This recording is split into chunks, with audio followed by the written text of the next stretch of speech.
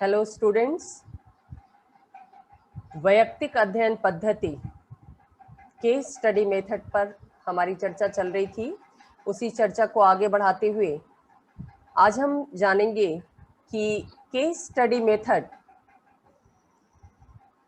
के कितने प्रकार होते हैं और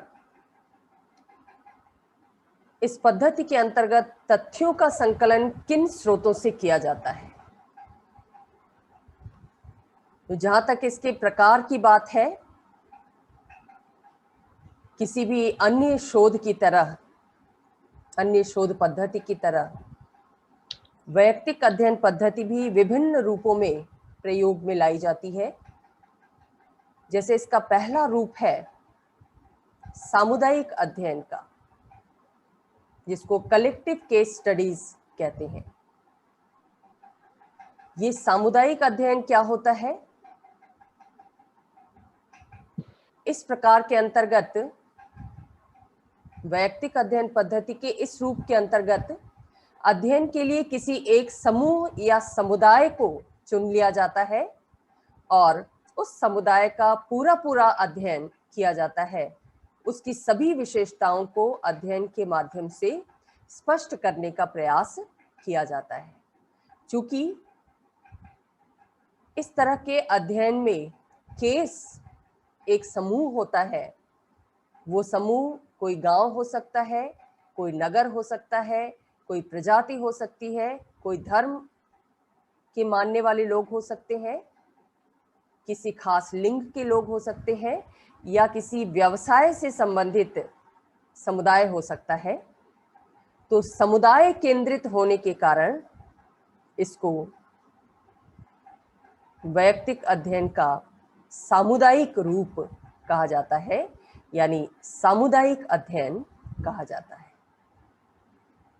ये एक महत्वपूर्ण रूप है, प्रकार है वैयक्तिक अध्ययन पद्धति का, कि जिस अध्ययन में किसी समुदाय को केंद्र में रखकर अध्ययन कार्य संपन्न किया जाता है, वो सामुदायिक अध्ययन, कलेक्टिव केस स्टडी कहलाता है। केस स्टडी का दूसरा रूप है डिस्क्रिप्टिव, वर्णनात्मक, यानी वर्णनात्मक वैयक्तिक अध्ययन भी होता है। ये वर्णनात्मक अध्ययन पद्धति क्या होती है? वैयक्तिक अध्ययन क्या होता है? नाम से स्पष्ट है कि किसी केस का वर्णन प्रस्तुत किया जाता है। वर्णन कैसे प्रस्तुत किया जाता है? उस विषय के बारे में जो कुछ सिद्धांत पहले से मौजूद है, उन सिद्धांतों के संदर्भ में, उन सिद्धांतों को आधार बनाते हुए उस व्यक्ति, घटना या जो भी केस हो, उसका अध्ययन किया जाता है। उन सिद्धांतों के को मार्गदर्शक मानते हुए उस घटना का अवलोकन किया जाता है, तथ्यों का संकलन किया जाता है और संकलित तथ्यों की तुलनात्मक विवेचना प्रस्तुत की जाती है। अध्ययनकर्ता अपने अध्ययन के माध्यम से या तो जो पूर्व में मौजूद सिद्धांत था उस विषय में, उसको पुष्टि प्रदान करता है या फिर उसे गलत साबित करता है। दो ही स्थितियां हो सकती हैं अध्ययन के बाद। या तो जो पुराना सिद्धांत उस विषय के बारे में पहले से प्रचलित है, उसको ओके किया जाए कि हाँ, उस सिद्धांत की मान्यताएं सही है, तथ्यगत आधार पर उनकी पुष्टि होती है।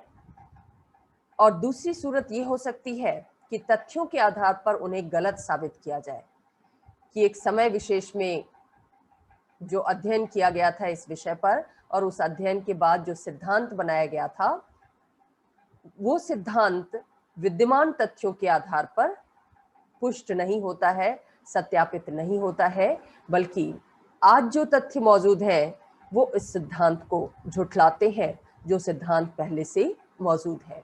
यानी अब उस सिद्धांत की प्रासंगिकता नहीं रह गई है। जैसे उदाहरण के तौर पर आप ले सकते हैं कि अगर किसी एक क्षेत्र विशेष के विकास का मूल्यांकन करने के लिए कोई केस स्टडी की जाती है कि जम्मू कश्मीर में लोगों का डेवलपमेंट किस दिशा में अग्रसर हुआ है, किस दिशा में डेवलपमेंट हुआ है, या कितना भौतिक विकास, आर्थिक समृद्धि को प्राप्त कर सके हैं जम्मू कश्मीर के लोग। यानी एक क्षेत्र के विकास को हमने केस स्टडी के रूप में लिया। तो ऐसी स्थिति में जो वर्णनात्मक केस स्टडी होगी उसमें क्या किया जाएगा कि चूंकि विकास का विषय लिया गया है, इसलिए विकास के बारे में जितने भी पहले से सिद्धांत मौजूद हैं, विकास की धारणाएं मौजूद हैं। कौन कौन सी धारणाएं, कौन कौन से सिद्धांत? जैसे सतत विकास की धारणा पहले से मौजूद है, निर्भरता का सिद्धांत मौजूद है, या विकास प्रशासन की धारणा मौजूद है। ये सभी सिद्धांत हैं जो विकास से जुड़े हुए हैं। सतत विकास की धारणा क्या कहती है? सिद्धांत क्या कहता है कि विकास का मॉडल ऐसा होना चाहिए कि विकास का लाभ समाज के सभी वर्गों को मिल सके और साथ ही पर्यावरणीय दृष्टि से सुरक्षित हो वो मॉडल, यानी विकास के उस मॉडल से पर्यावरण को कोई नुकसान ना पहुंचे, ताकि आगे आने वाली पीढ़ियां भी विकास के लाभों को प्राप्त कर सके, पर्यावरण के लाभों को प्राप्त कर सके। तो ये सतत विकास की धारणा है। ऐसे ही निर्भरता का सिद्धांत है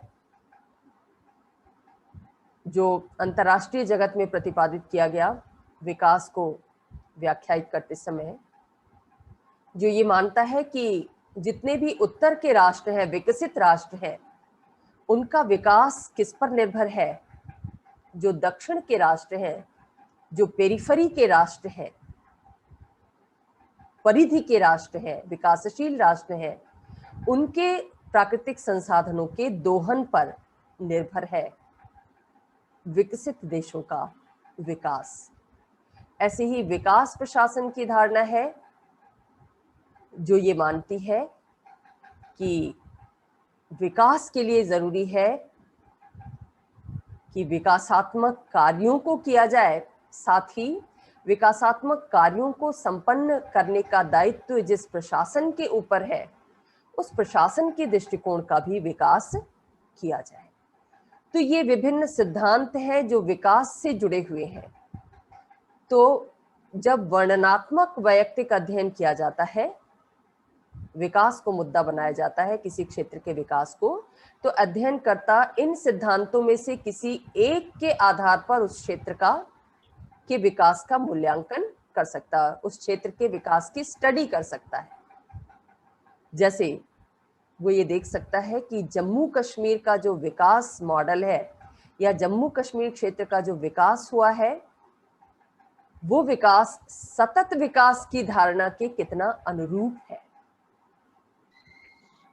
या वो देख सकता है कि वो विकास प्रशासन की धारणा के कितना अनुरूप है, कितना विपरीत है। तो कहने का मतलब ये है कि जब भी वर्णनात्मक वैयक्तिक अध्ययन किया जाता है तो उसमें पहले से मौजूद जो सिद्धांत होते हैं, उन सिद्धांतों से ही वो अध्ययन कार्य शुरू किया जाता है। उन सिद्धांतों को मार्गदर्शक मानते हुए उन्हीं के आधार पर परिकल्पना निर्मित की जाती है और फिर उन परिकल्पनाओं का परीक्षण वास्तविक तथ्यों का संकलन करके, उनका विश्लेषण करके, वर्गीकरण करके किया जाता है।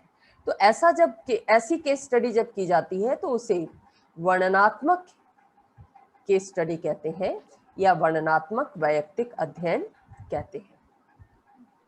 ये भी केस स्टडी का एक रूप है। तीसरा रूप केस स्टडी का है, उसको हम कहते हैं एक्सप्लोरेटरी केस स्टडीज, अन्वेषणात्मक वैयक्तिक अध्ययन। इस तरह की केस स्टडी किसी भी विषय के बारे में अध्ययन करने से पहले उपकल्पनाओं के निर्माण के लिए, प्रश्नों के निर्माण के लिए आयोजित की जाती है। यानी इस तरह की केस स्टडी वास्तव में किसी विषय का गहन अध्ययन नहीं करती, बल्कि उस विषय पर अध्ययन किए जाने के लिए जो तैयारी होनी है, जो उपकल्पनाओं का निर्माण किया जाना है, प्राथमिक तौर पर इसका लक्ष्य उस दिशा में अध्ययन को प्रेरित करना होता है। यानी वास्तविक अध्ययन करने से पूर्व उपकल्पनाओं के निर्माण के लिए जो केस स्टडी की जाती है वो एक्सप्लोरेटरी केस स्टडी कहलाती है। ये मेन केस स्टडी नहीं होती, बल्कि मुख्य वैयक्तिक अध्ययन से पहले का तथ्यपरक अध्ययन होता है, जिसमें कुछ ऐसे तथ्यों, ऐसे विषयों को ढूंढने की कोशिश की जाती है जिन विषयों पर आगे गहन अध्ययन किया जा सके। इसको अन्वेषणात्मक वैयक्तिक अध्ययन कहते हैं। इसके अलावा इंस्ट्रूमेंटल केस स्टडी भी केस स्टडी का एक रूप है। ये क्या होती है? इस तरह की केस स्टडी में कोई भी व्यक्ति या कोई भी व्यक्ति समूह खुद शोधकर्ता को इस बात की अनुमति देता है, किस बात की अनुमति? कि उसके समुदाय के बारे में या उसकी पर्सनालिटी के बारे में पहले से जो मौजूद तथ्य है, उन तथ्यों से आगे बढ़कर कुछ अन्य तथ्यों का भी अवलोकन करे, कुछ अन्य तथ्यों को भी ढूंढे, उन्हें अपने अध्ययन का आधार बनाए। क्यों? क्योंकि इससे उस व्यक्ति के बारे में जो केस है या व्यक्ति समूह के बारे में कुछ ऐसी विशेषताएं सामने आ सकेंगी जिन पर अब तक फोकस नहीं किया गया है पूर्व के अध्ययनों में। जैसे मान लीजिए किसी प्रसिद्ध व्यक्ति के ऊपर कोई केस स्टडी आयोजित की गई और उस केस स्टडी में अध्ययनकर्ता के द्वारा उस व्यक्ति की पर्सनालिटी से संबंधित कुछ निष्कर्ष निकाले गए। ऐसी स्थिति में वो व्यक्ति जिस पर रिसर्च किया जा रहा है, वो लोकप्रिय व्यक्ति जिस पर रिसर्च किया जा रहा है, वो किसी नए शोधकर्ता को इस बात की इजाजत देगा कि आप हमारी पर्सनालिटी के विषय में फिर से अध्ययन करें, क्योंकि पीछे जो अध्ययन किए गए हैं वो अध्ययन परिपूर्ण नहीं है। उन अध्ययनों में हमारी पर्सनालिटी के कुछ पक्षों को छोड़ दिया गया है। तो हम चाहते हैं कि आप हमारी पर्सनालिटी पर, हमारे व्यक्तित्व पर फिर से नए सिरे से अनुभव करें, अध्ययन करें, तथ्यों का अवलोकन करें, ताकि व्यक्तित्व की सारी विशेषताओं को स्पष्ट किया जा सके। ऐसे ही कोई व्यक्ति समूह किसी शोधकर्ता को आमंत्रण दे सकता है कि हमारे समुदाय के विषय में नए सिरे से जानकारी हासिल की जाए, नए तथ्यों को ढूंढा जाए, ताकि समूह की सारी विशेषताएं स्पष्ट हो सकें जो पूर्व के अध्ययनों में छूट गई थी। तो इस तरह की केस स्टडी को इंस्ट्रूमेंटल केस स्टडी कहते हैं, जिसमें जो केस है, केस से संबंधित लोग हैं, वो स्वयं शोधकर्ता को अनुमति प्रदान करते हैं, आमंत्रित करते हैं कि वो उनके विषय में नए तथ्यों को ढूंढें, ताकि उनकी नई विशेषताएं, संपूर्ण विशेषताएं स्पष्ट हो सके। तो ये भी केस स्टडी का एक रूप होता है। इसके अलावा रुचि आधारित वैयक्तिक अध्ययन भी होते हैं, जिसको इंट्रिंसिक केस स्टडीज कहते हैं। इस तरह की जो केस स्टडी होती है, उसमें जो शोधकर्ता होता है वो अपनी रुचि के आधार पर किसी केस का चयन करता है। शोधकर्ता किसी विषय को केस के रूप में इसलिए चुनता है क्योंकि उस विषय में उसकी रुचि है, उस केस में उसकी रुचि है। जैसे जीन पियाजे एक शोधकर्ता थे जिन्होंने अपनी इच्छा से, अपनी रुचि के आधार पर अपने बच्चों के व्यवहारों का अवलोकन करना शुरू किया। अपने बच्चों को अध्ययन का केस बनाया और इस केस स्टडी के आधार पर अपने बच्चों के बिहेवियर, उनके मानसिक गुणों के अवलोकन के आधार पर महत्वपूर्ण मनोवैज्ञानिक सिद्धांतों का निर्माण किया, जैसे कॉग्निटिव डेवलपमेंट थ्योरी। इस थ्योरी के माध्यम से उन्होंने क्या प्रतिपादित किया कि बच्चों की जो सोच होती है वो वयस्कों से भिन्न होती है, यानी बच्चे बड़े लोगों की तुलना में अलग ढंग से सोचते हैं। तो अलग ढंग से सोचते हैं यानी बच्चों के मानसिक विकास को कैसे परिपक्व बनाया जा सकता है, कैसे उसे सही दिशा दी जा सकती है, इस तरह के शोध कार्य को इस थ्योरी ने प्रोत्साहित किया। तो ये सारा रिसर्च वर्क जीन पियाजे ने अपनी रुचि के कारण किया था, क्योंकि उन्हें इस बात में इंटरेस्ट था, रुचि थी कि बच्चों का मनोविज्ञान कैसा होता है इसे जाना जाए, बच्चे किस ढंग से सोचते हैं, उनका बिहेवियर कैसा होता है, इसे जाना जाए। लिहाजा उन्होंने अपने ही घर में अपने ही बच्चों का ऑब्जर्वेशन करना शुरू किया, उनकी मनस्थिति को जानना शुरू किया, उनके आचरण को जानना, अवलोकन करना शुरू किया, और तब जाकर कॉग्निटिव डेवलपमेंट थ्योरी का प्रतिपादन किया। तो रुचि के आधार पर भी वैयक्तिक अध्ययन आयोजित किया जाता है, और ये भी केस स्टडी का एक रूप बन गया है। तो इस तरह से केस स्टडीज भी अपनी प्रकृति के अनुसार अपनाई जाने वाली प्रविधियों के आधार पर कई तरह की होती है। अब ये देखना है कि वैयक्तिक अध्ययन के लिए शोधकर्ता जो तथ्य संकलित करता है, उन तथ्यों के स्रोत कौन से होते हैं, यानी किन किन स्रोतों से वो तथ्यों का संकलन करता है।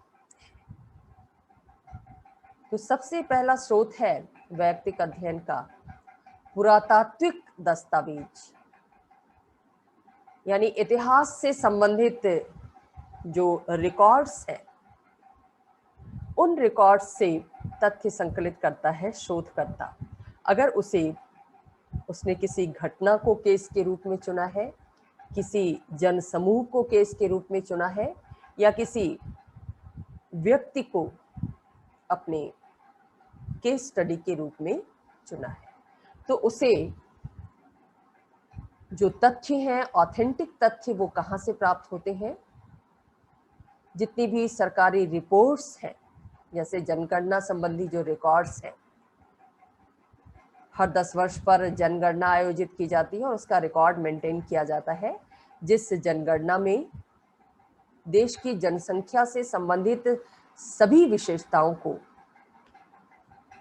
दर्ज किया जाता है कि कितनी जनसंख्या है, उस जनसंख्या में कितने आयु वर्ग के कितने लोग हैं, लिंगगत आधार पर भी विभाजन किया जाता है, कितने पुरुष हैं, कितनी महिलाएं हैं, उसमें से कितने कामगार हैं, कितने श्रमिक हैं, कितने किस जाति के हैं, कितने किस धर्म को मानने वाले हैं, कितनों की भाषा क्या है। ये सारे रिकॉर्ड्स जनगणना में होते हैं।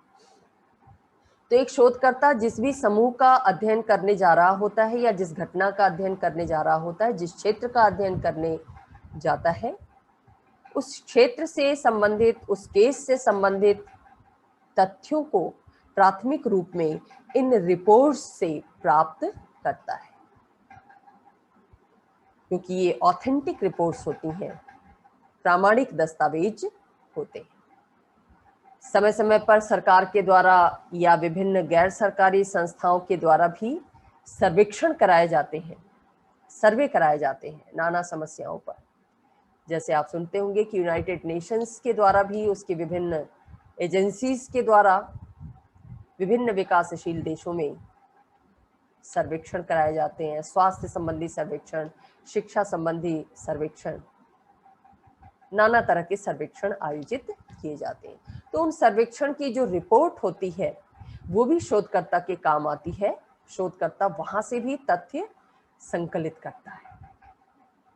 व्यक्तियों के नामों की सूची भी प्रकाशित की जाती है, वो भी शोधकर्ता के लिए तथ्य का एक महत्वपूर्ण स्रोत बन जाती है। और शोधकर्ता को जैसी आवश्यकता होती है, व्यक्ति के बारे में तथ्य इकट्ठा करना है, क्षेत्र के बारे में करना है या किसी जन समूह के बारे में करना है, वो इन संबंधित दस्तावेजों से, जो पुरातात्विक दस्तावेज हैं कहलाते हैं, इनसे वो तथ्य संकलित कर सकता है। इसके अलावा दूसरा स्रोत जो तथ्य संकलन का होता है, वैयक्तिक अध्ययन पद्धति में जिससे तथ्य संकलित किए जाते हैं, वो है प्रत्यक्ष अवलोकन। अवलोकन का मतलब होता है देखना, यानी शोधकर्ता किसी विषय को, व्यक्ति को या घटना को जब अपने केस के रूप में चुनता है तो वो अपनी आंखों से जाकर उस क्षेत्र में उस व्यक्ति से मिलकर या जहां घटना घटित हुई है वहां जाकर स्वाभाविक रूप में उसका अवलोकन करता है, देखता है, उसके बारे में जानकारी इकट्ठा करता है। और आमतौर पर जब केस स्टडी आयोजित की जाती है तो वहां पर शोधकर्ता अकेला अवलोकन का कार्य नहीं करता, बल्कि अवलोकनकर्ताओं का एक समूह गठित करता है। अपने जैसे ही बहुत सारे वर्कर्स का, बहुत सारे शोधकर्ताओं का एक समूह क्रिएट करता है और उस समूह को अलग अलग क्षेत्रों में अलग अलग तरीके से अवलोकन करने के लिए भेजता है। पर्पस ये होता है कि एक ही समय में उस विषय से संबंधित विभिन्न पक्षों का अध्ययन किया जा सके, उनसे संबंधित विभिन्न तथ्यों को संकलित किया जा सके। अब एक ही अवलोकन करता होगा तो वो एक समय में तो एक ही घटना का अवलोकन कर सकेगा, हो सकता है एक ही पक्ष को देख पाए। वो कई सारे अवलोकन करता होंगे तो कोई एक अवलोकन करता एक पक्ष को देखेगा, दूसरा दूसरे पक्ष को देखेगा, एक क्षेत्र में जाएगा, दूसरा दूसरे क्षेत्र में जाएगा। तो एक समूह गठित किया जाता है अवलोकन कार्य को संपन्न करने के लिए और अवलोकन के माध्यम से तथ्य को संकलित करने के लिए। इसके साथ साथ तीसरा जो महत्वपूर्ण स्रोत है तथ्य संकलन का, जो वैयक्तिक अध्ययन पद्धति में प्रयोग में लाया जाता है, वो कुछ अन्य तरह के दस्तावेज भी हैं, जैसे व्यक्तिगत पत्र हैं, डायरी होती है। बहुत से लोगों को डायरी लिखने की आदत होती है, वो अपनी रोजमर्रा की घटनाओं को, दिनचर्या को डायरी में दर्ज करते हैं। ऐसी स्थिति में जब शोधकर्ता किसी महत्वपूर्ण व्यक्ति पर अध्ययन करने जाता है तो उसकी डायरी का अध्ययन करता है, क्योंकि डायरी में उसे ऐसे तथ्य मिल जाते हैं जो आमतौर पर प्रकाशित नहीं होते हैं, जो निहायत व्यक्तिगत जीवन से संबंधित होते हैं। क्योंकि डायरी में कोई व्यक्ति अपनी आंतरिक भावनाओं, अपनी गोपनीय क्रियाओं, प्रतिक्रियाओं, अपने संकल्पों, इच्छाओं, जीवन में जो कुछ सफलता मिली या विफलता मिली, उसकी प्रवृत्ति क्या है, उसका व्यवहार कैसा है, क्यों है, इसके बारे में वो लिखता है। तो वहां से बहुत विश्वसनीय और ऐसा डाटा उपलब्ध होता है शोधकर्ता को जो आमतौर पर अन्य दस्तावेजों से उपलब्ध नहीं हो पाता। इसके अलावा समाचार पत्रों में समय समय पर लेख प्रकाशित होते हैं, जिसमें विभिन्न समसामयिक विषयों पर, समसामयिक समस्याओं पर चर्चा की जाती है। आप सब पढ़ते होंगे। एडिटोरियल लेख होता है, अन्य विशेषज्ञों के लेख होते हैं, उन लेखों के माध्यम से भी महत्वपूर्ण तथ्य सामने आते हैं और शोधकर्ता अध्ययन करते समय इन सामग्रियों को भी अपने अध्ययन का आधार बनाता है। तो ये सारे दस्तावेज जो पुरातात्विक दस्तावेजों से भिन्न हैं, वो भी वैयक्तिक अध्ययन पद्धति को अपनाने वाले शोधकर्ता के लिए उपयोगी साबित होते हैं। इसके अतिरिक्त साक्षात्कार भी वो प्रविधि है जो अन्य पद्धतियों के समान वैयक्तिक अध्ययन पद्धति में भी अपनाई जाती है। तथ्यों के संकलन के लिए साक्षात्कार किनका लिया जाता है, इंटरव्यू किनका लिया जाता है, जो उस केस से संबंधित है। कोई घटना या परिस्थिति यदि केस है तो उस घटना और परिस्थिति से जुड़े हुए जितने भी लोग हैं या उससे प्रभावित होने वाले जितने भी लोग हैं, उनसे साक्षात्कार करके सूचनाएं एकत्रित की जा सकती हैं। जैसे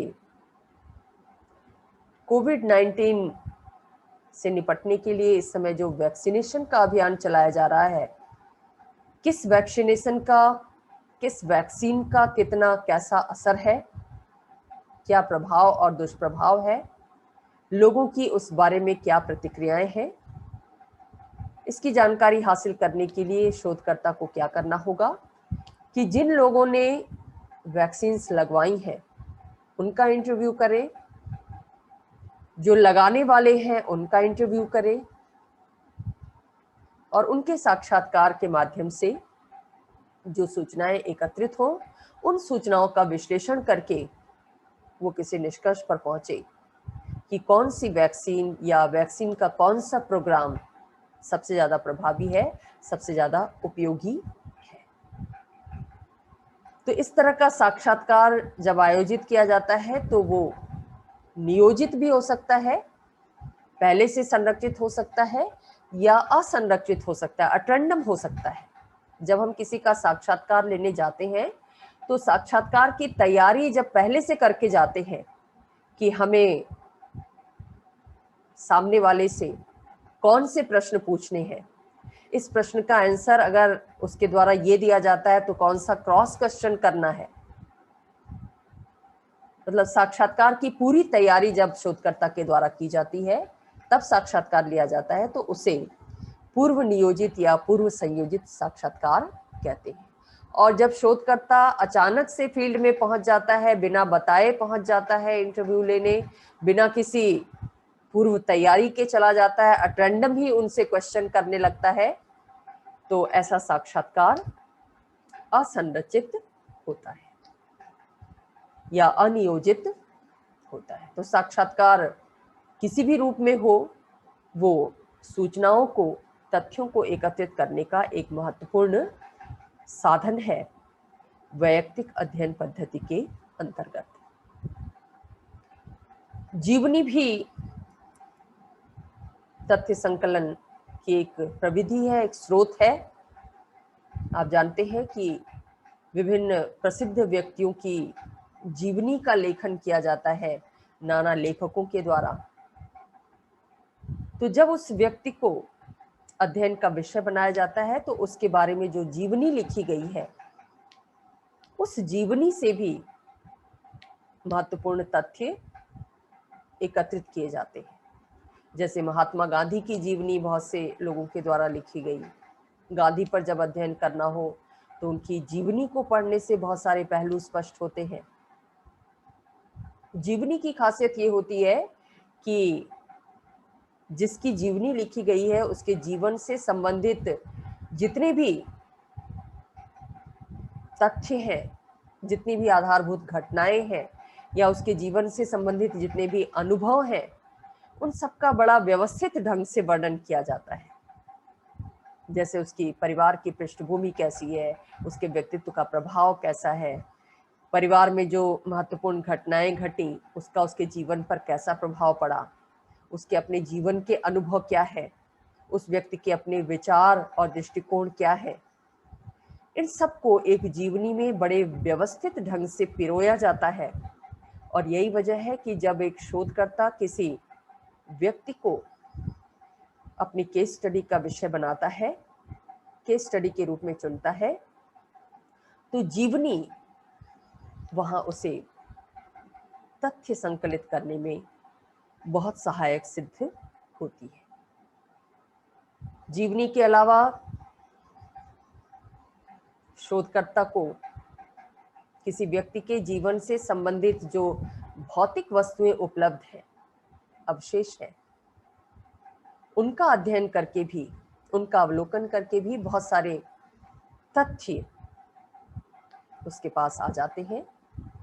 जैसे गांधी म्यूजियम में बहुत सारी वस्तुएं जो गांधी जी के द्वारा प्रयोग में लाई जाती थी वो रखी हुई हैं। अगर कोई शोधकर्ता गांधी पर अध्ययन करता है और म्यूजियम में जाकर उनके द्वारा जो चलाए जाने वाले चरखे थे या अन्य जो दैनिक उपयोग की वस्तुएं थीं जो संग्रहालय में संरक्षित हैं, यहाँ तक कि उनके अंतिम समय में उनके द्वारा जो वस्त्र पहना गया था, जो गोली लगी थी, वो सब कुछ म्यूजियम में संरक्षित है। तो अवलोकनकर्ता, शोधकर्ता जब उन वस्तुओं को देखता है तो उसका नजरिया भिन्न होता है। वो अपने रिसर्च वर्क के मुताबिक आवश्यक तथ्यों को अवलोकन के आधार पर चुन लेता है, उन वस्तुओं का, उन भौतिक वस्तुओं का अवलोकन करके। तो ये भी एक स्रोत का कार्य करती है जो भौतिक वस्तुएं होती हैं, जो किसी व्यक्ति या किसी घटना से संबंधित होती हैं, और अध्ययनकर्ता उनका अवलोकन करके भी महत्वपूर्ण तथ्यों को संकलित कर पाता है। तो इस तरह से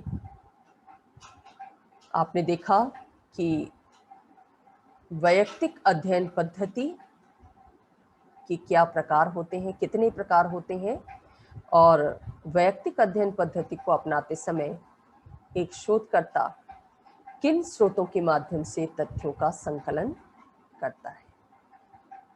अब अगली क्लास में हम देखेंगे कि इस अध्ययन पद्धति की क्या सीमाएं हैं या इसकी क्या आलोचना की जाती है, इस पद्धति में कौन से दोष मौजूद हैं।